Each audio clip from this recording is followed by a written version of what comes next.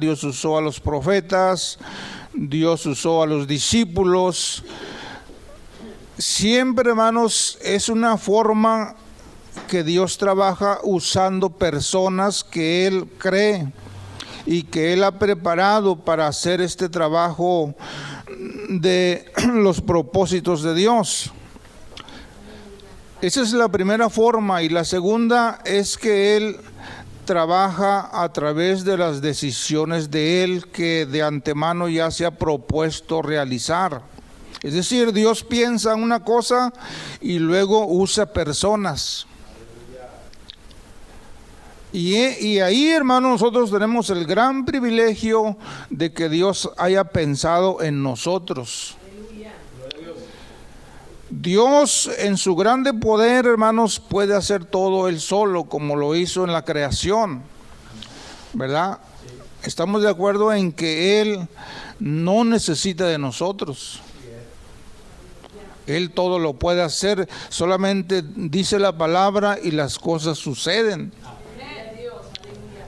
Pero nos ha dado el privilegio de que nosotros seamos instrumentos para que hagamos las decisiones de Él. Siempre, hermanos, en la Biblia se ven estas dos formas: lo que Él piensa hacer y usa a alguien para realizarlo. Esas dos formas he descubierto. Y entonces, hermanos, cuando nosotros pensamos en la salvación de la gente, que es uno de los trabajos que le encomendó a los discípulos y el trabajo que debemos seguir haciendo, nosotros debemos identificar y saber qué Dios quiere hacer con la gente que no es salva. Una de las cosas es que Dios dice que Él quiere que todos vengan al conocimiento de la verdad y sean salvos. Dios quiere que todo el mundo sea salvo. Es su voluntad, es su deseo. Lo podemos identificar en la palabra de Dios.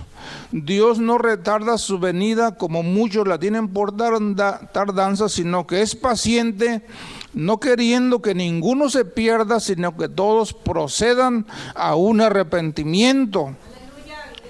Es decir, la voluntad de Dios es salvar a la gente, pero ahora nosotros tenemos que identificar en esa voluntad de Dios qué es lo que te toca hacer a ti, qué es lo que me toca hacer a mí en esa voluntad, en esa decisión de Dios. Amén. Porque necesitamos estar conscientes, hermanos, de que nosotros somos siervos de Dios. Y no me refiero a que Él nos tiene en un lugar de protección, en un lugar de privilegio. El siervo es aquel que obedece los mandamientos y la voluntad de Dios, se sujeta a su voluntad y quiere estar dispuesto siempre para su Señor. A través, hermanos, de un esfuerzo, de un trabajo, de una encomienda. El siervo siempre estaba al pendiente de su Señor, de lo que Él ocupara o necesitara o trabajo que realizar. El siervo siempre estaba pendiente a toda hora del día, a toda hora de la noche. Entonces nosotros, hermanos, tenemos que buscar, identificar, orar, pedir dirección a Dios, cuál es la parte que me toca para que la gente sea salva. Amén.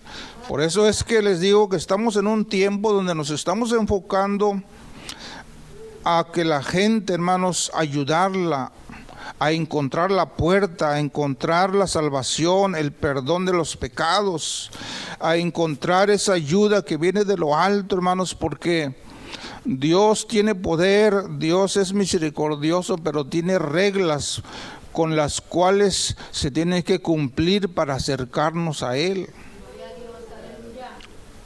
Hay gente que dice, no, yo soy buena persona, yo no hago mal a nadie, y hago esto y hago aquello, pero esas son sus reglas personales. pero Dios ha establecido reglas en su palabra por las cuales somos aprobados en su presencia. Amén. Entonces, hermanos, la resurrección de Lázaro nos da algunos elementos para ver el poder de Dios y el trabajo que nos toca a nosotros. Amén. ¿Está listo para escuchar? Ya. La resurrección de Lázaro nos da elementos para ver manifestado el poder de Dios, pero el trabajo que nos toca a nosotros. Y uno de esos trabajos es el título que les di, o que la palabra de Dios dice: desatarle y dejarle ir. En otra palabra común que usamos nosotros, desátenlo y déjenlo ir. ¿A quién? Bueno, vamos a ver a quién. Amén.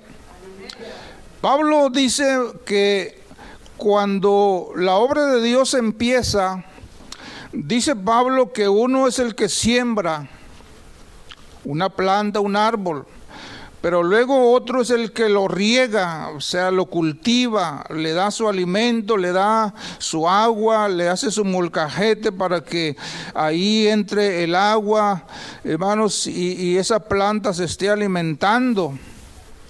Pero lo que no podemos hacer, quien siembra o quien riega, lo que no podemos hacer es darle crecimiento a eso que plantamos. No le podemos ordenar: quiero que mañana crezcas 5 centímetros. ¿Verdad que no? Usted ha plantado alguna planta, la acaricia, lo poda, la poda, le da su agua, su alimento, pero no le puede ordenar crecer.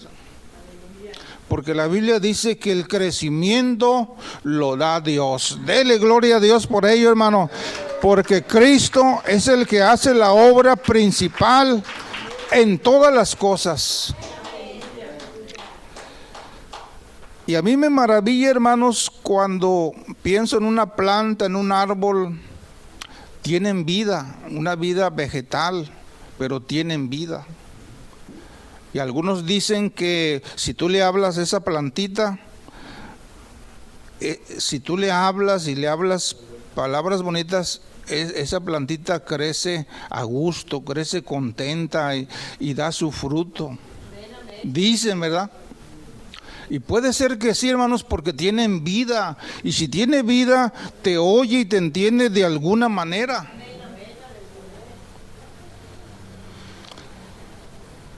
Leí hace tiempo un libro, por ahí lo tengo, donde una persona fue al cielo y dice que allá en el cielo, hermanos, todas las cosas tienen vida. Allá no hay nada inerte, nada aquí como una piedra o algo. Allá todo tiene vida. Y dice esa persona que cuando fue al cielo se acercó a un árbol de no sé si era manzana o algún otro tipo, le dijo que si le podía dar una manzana. Le dijo el árbol: para mí es un privilegio podértelo dar. Y lo cortó, hermanos, y se lo empezó a comer. Y enseguida brotó otra manzana en ese mismo lugar. Porque allá en el cielo todas las cosas tienen vida. Entonces, hermanos, partiendo desde ahí, nosotros tenemos vida.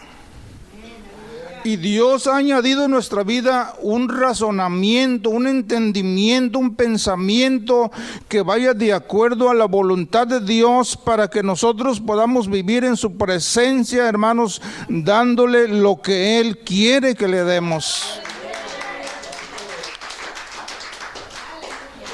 Lázaro había muerto. Se entristeció sus hermanas, la gente que lo conocía. Hubo ahí, hermanos, un tiempo difícil para la familia. Pero Cristo, hermanos, llega ahí y lo resucita. Le da vida otra vez. Si Dios pudo hacer algo en alguien que estaba muerto, ¿cuánto piensan ustedes que Dios es capaz de hacer algo por quien está vivo todavía? Amén. Y la Biblia dice que para Dios todos viven, porque Dios no es un Dios de muertos, sino de vivos. Para Dios, Lázaro solamente estaba durmiendo, estaba en otro lugar. Porque para Dios todos viven, aunque hayan muerto, están en su presencia. Cuando usted y yo nos vayamos de aquí, no vamos a estar muertos, estamos vivos, disfrutando de una vida nueva por la cual hemos luchado hasta ahora. Pero antes de llegar allá, tenemos nosotros que luchar por aquellos y aquellas que aún no han recibido a Cristo como su Señor y su Salvador, y que no están muertos. Y eso nos da mucha ventaja, hermanos, para poder hacer algo por ellos todavía. Y claro, el mayor trabajo pues lo hace el Señor de convertir las vidas, de convertir sus pensamientos.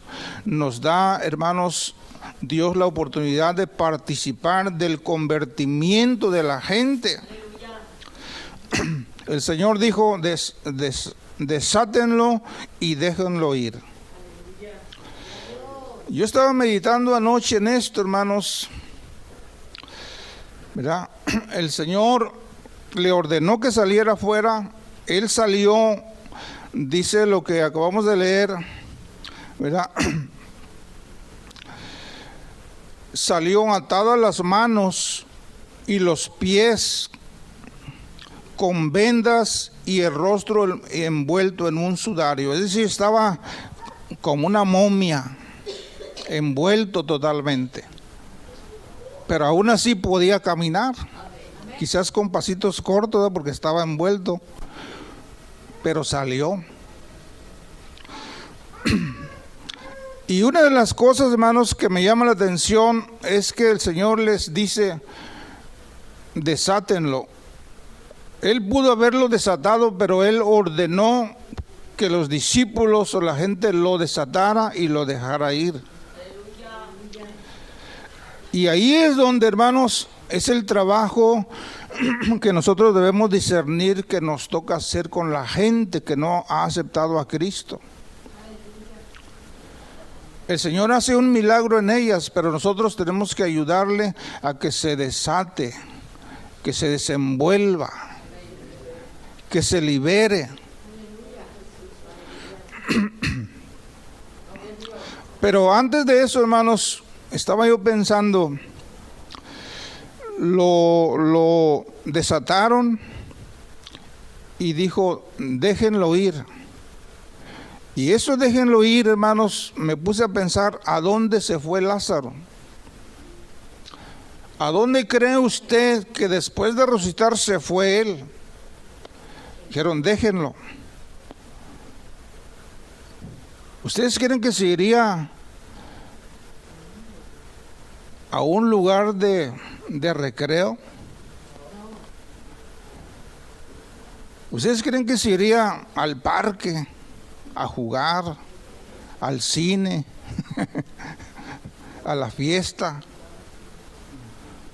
al sobre ruedas? Y ya me estoy metiendo en problemas. ¿A dónde ustedes creen que él se fue? ¿A trabajar? Quizás al templo, quizás se fue a su casa, o quizás se fue a un lugar solo, a estar solo. Pero en mi pensamiento, en mi oración, como que Dios me decía, eso no es importante a dónde se haya ido. Se fue a algún lugar, pero no es lo más importante que pasó en él. Lo más importante que se tiene que notar en Lázaro es que tuvo una autorreflexión de él. se autoconcientizó de la oportunidad de vivir otra vez. Se puso a pensar y analizar la grande oportunidad que tenía otra vez de vivir. Y cuando yo pensaba en esto, dije, sí es cierto. Porque mucha gente que ha estado a punto de morir, después que se salva de eso, se pone a reflexionar y dice, de la que me salvé. Qué tremenda situación me acaba de pasar y estoy vivo todavía. Y entonces empieza a valorar su vida, su cuerpo, su familia, lo que tiene, lo empieza a valorar porque tiene una nueva oportunidad. Y entonces, esto, hermanos, es lo que nosotros tenemos que valorar. Primeramente nosotros, la grande oportunidad de que Dios nos ha dado de compartir la palabra con la gente que está atada. Y aún dice la Biblia que estábamos muertos. La gente sin Cristo, dice la palabra de Dios, que está muerto en sus pecados y en sus delitos. Y Cristo viene y le da vida otra vez. Y así estábamos muchos de nosotros, ¿verdad? Que estábamos muertos. Bueno, yo hermanos, pues no anduve tanto en cosas malas, pero la calificación es la misma. Estábamos sin esperanza, sin Dios. Pero tenemos que, hermanos, valorar la oportunidad que Dios nos da, pero también a nuestros amigos, familiares, personas que no se han entregado, tenemos que ayudarles a que valoren la oportunidad que Dios les está dando de vivir en Cristo Jesús. De modo que si alguno está en Cristo, nueva criatura es decir, te da una nueva oportunidad para vivir esta vida. Lo más importante, hermanos, creo que se fue a recapacitar él, a valorar la nueva oportunidad que le estaba diciendo, que le estaba dando el Señor. Y el Lázaro, hermanos, después que fue resucitado, él consideró, determinó que Dios había hecho en su vida un milagro sobrenatural, extraordinario.